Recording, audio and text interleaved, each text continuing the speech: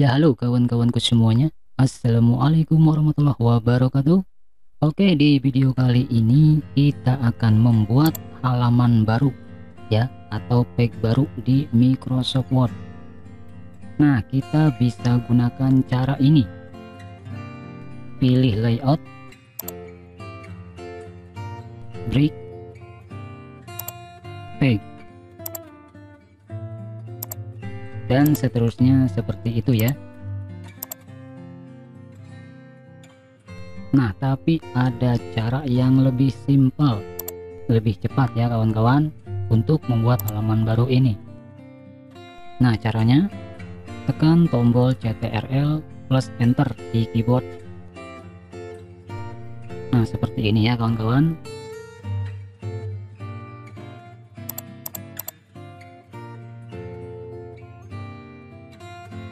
Oke, kalau begitu cukup sekian. Semoga bermanfaat. Sampai jumpa di video selanjutnya. Wassalamualaikum warahmatullahi wabarakatuh.